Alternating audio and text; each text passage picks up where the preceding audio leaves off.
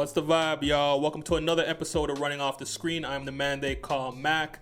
The 2022 NBA Draft is about just under 3 weeks away. So in this episode, I would like to give you guys some names of prospects I feel the Raptors could target. And as always, I would love to read all your takes in the comments below and just get a conversation flowing about all the potential draft picks that can go our way.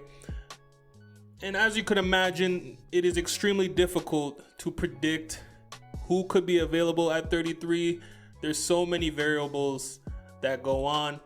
Now, one scenario I hope that happens is, those teams with multiple first round picks, OKC, the Grizzlies, and the Spurs, I think, have multiple firsts as well. I hope those type of teams that maybe get who they want early on, take a chance with their later first round picks for like a high upside, draft and stash type of guy, pushing more of the names of solidified role players in this draft, a little closer to that second round pick for the Raptors. And and we could just benefit off of that. So now I just want to give you the names. I'm going to get right into it. And I figured I should break it down into two different categories. I'm going to have the specialists, and then I'm going to have the glue guys. For my specialist, these are the guys who are going to be strong in one trait that I feel the Raptors lacked in last season. And the first name here is Christian Koloko. He's a 7-foot center out of Arizona, 7'5" and a quarter wingspan, weighed in at 221.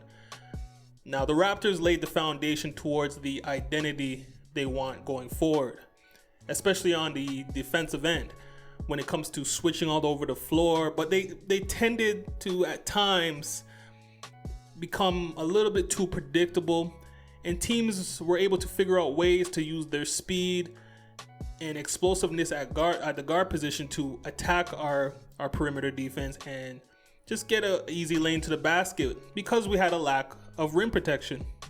And this is an area where Koloko has had a lot of success in college. At the NBA Combine, he did a great job improving his stock, having the second highest standing reach, the second longest wingspan, and he ranked second in the 3-point star drill, where he shot 16 of 25. Now that's a testament to his work ethic, and he also shoots well from the free throw line. You're not going to run your offense through him, although he will be at the finishing end of a lot of plays like the putbacks, catching lobs, creeping into the dunker spot, sort of like what Clint Capella has mastered. Now, I've mentioned it before, he is one of the better rim protectors in the draft. There was a stat earlier on in the season, I think I mentioned it in another episode, where opponents shot 9 fewer percent at the basket when Koloko was in the game. And at one point during the college season, with Koloko on the court, opponents shot 37% at the rim. And he was one of the few guys, if you guys are like advanced stats, the plus minus and whatnot, he was one of the few guys to have above 3.0 in both offense and defense adjusted plus minus. And he also moves his feet well. He isn't going to be someone that you put out there for the switchability, but he is someone who can help in points of the game where you just need that rim protection, and someone who can hit an open shot here or there. Now, the other name on this list is Ryan Rollins. He's a guard out of Toledo, sophomore. I think he's still 19. He's 6'3" with a 6'9" and 3/4 wingspan. He weighed in at 180 pounds. The Raptors have been longing for some consistent scoring punch off the bench, and Ryan Rollins is a prospect that we can mold into that role. At the moment, we're not sure how the Jalen Harris situation will play out. David Johnson could be getting another look. Armani Brooks isn't still in the mix, but none of these guys are currently committed as long-term options for the team. Now, adding another young piece to compete and solidify that backup combo scoring guard role seems to be the correct course of action. Many execs are looking for this year's Bones Highland, and Rollins has a similar body type as far as height and wingspan go, and they play a similar play style, although I've heard a lot of people compare him to CJ McCollum. Well, I don't really see it. Maybe in the mid-range, maybe you can say that, but I don't know. I don't know if he's going to be all that. Now, it's just up to Ryan to show his hunger and competitiveness on a consistent basis to reach that kind of production and recognition in his rookie season. Now, at the Combine, he tied for first in the three-quarter sprint. He also had a 36.5 max vertical leap. A little bit more on his game. He has great potential as a three-level scoring guard. He can play on or off the ball. He's very shifty, very crafty, and he excels scoring off of ball screens. He's decent at analyzing help defenders and finding open teammates on the court. He showed some flashes at the Combine scrimmages of good defense. Now, he had a highlight block, if you guys could remember, that ended up being called a defensive foul. You should go look that up. It was pretty amazing. And earlier on in his career, he did most of his damage in the mid-range, and he was really good at forcing ISO mismatches. And to go further on the defensive side of things, with great coaching, he will be a solid on-ball defender. He has the physical tools. He just needs to be more locked into stopping his man. And I personally believe it could be a scouting thing and a preparation thing where he just needs to consistently understand the strengths and weaknesses of his opponent. That way he could be more engaged in the defensive game plan. But with that said, he is a good defender, good help defender, I should say. He anticipates and attacks passing lanes, so the instincts are there. There's glimpses. Now, on to the glue guys. These are the guys I think can make an impact all over the court, and I think they can fit our current scheme. First name here is David Roddy. He's a forward out of Colorado State. 6'6", had a 6'11 and a half wingspan. He weighed in at 261 pounds. Roddy is built like a prototypical 4'3" defensive end, which is interesting since he was a standout in high school for football, but it wasn't as a defender. He was actually a quarterback. And on top of that, he competed in track and field where he was the state champion in the discus throw.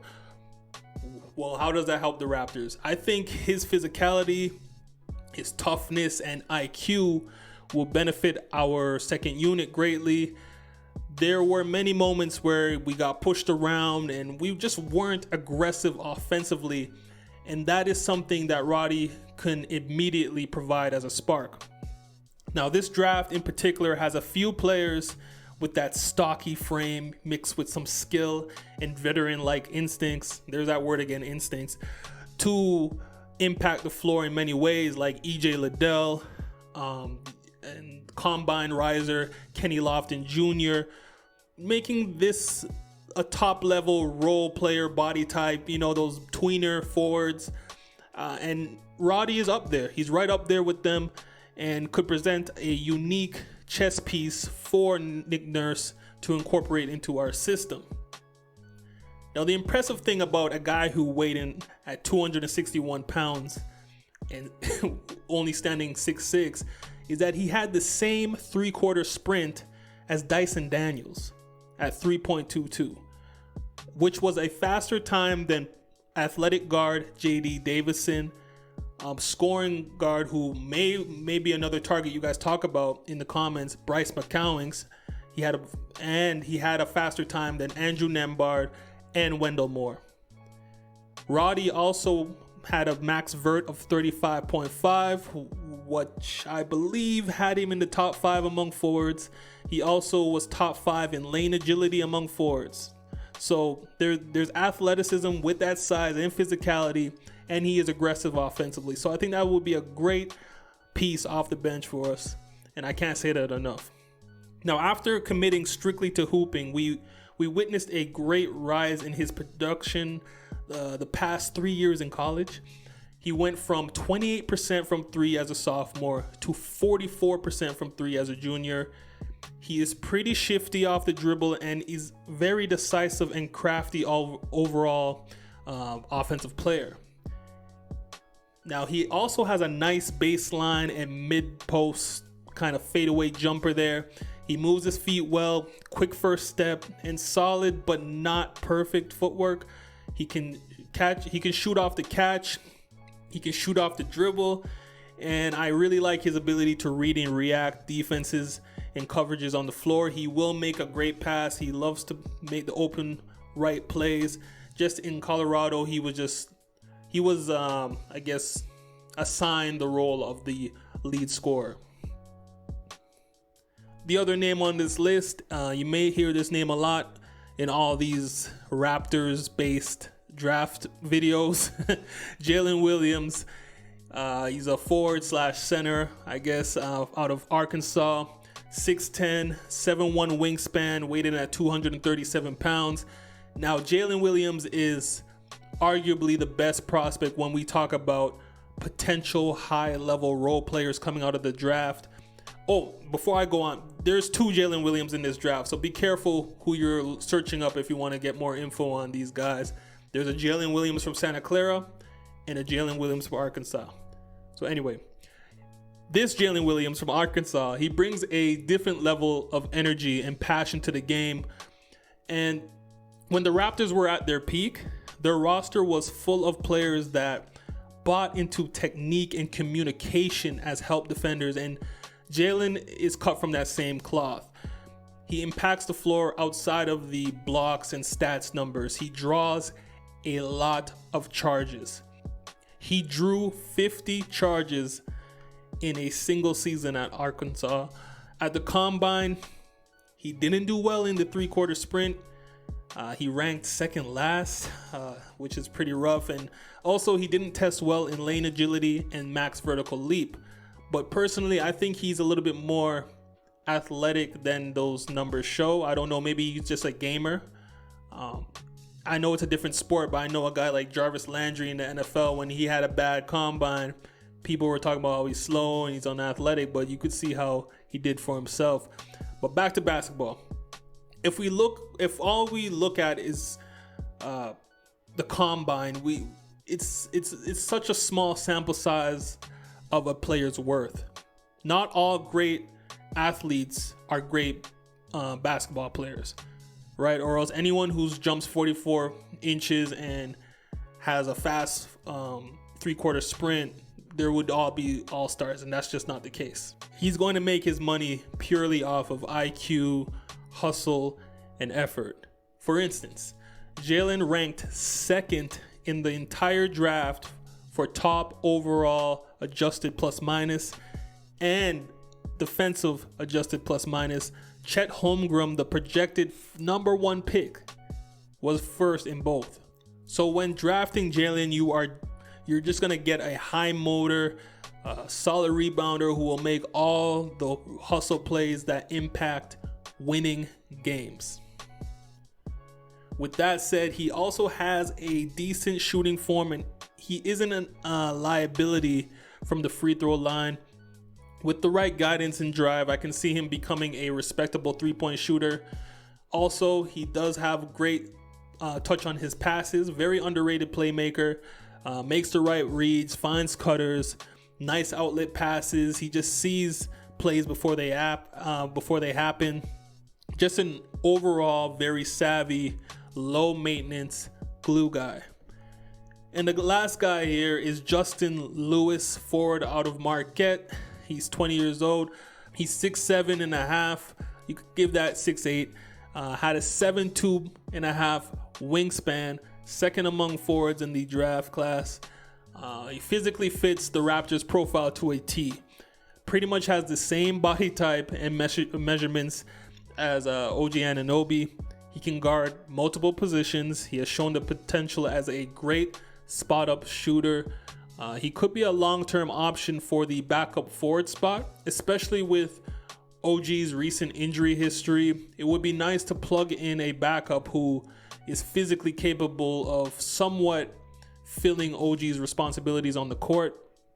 In the combine, Justin tied for 6th in the shuttle run and 4th in the standing vertical leap.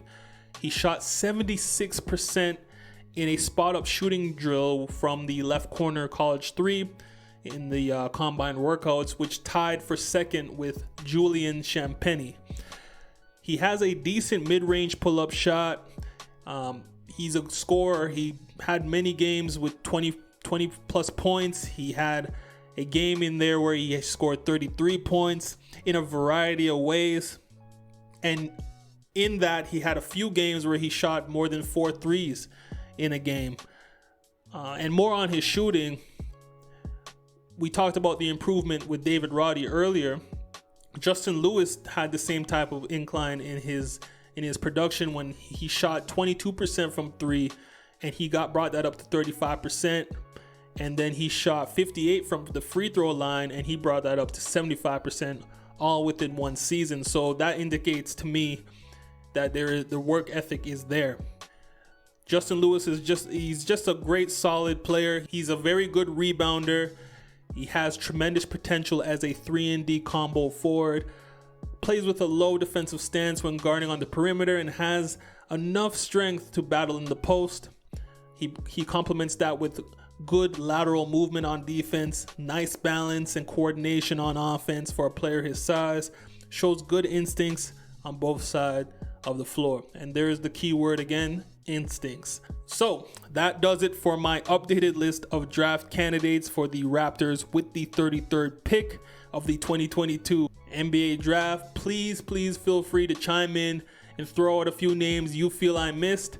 Until next time, please remember to like, subscribe, and raise the vibe. Peace.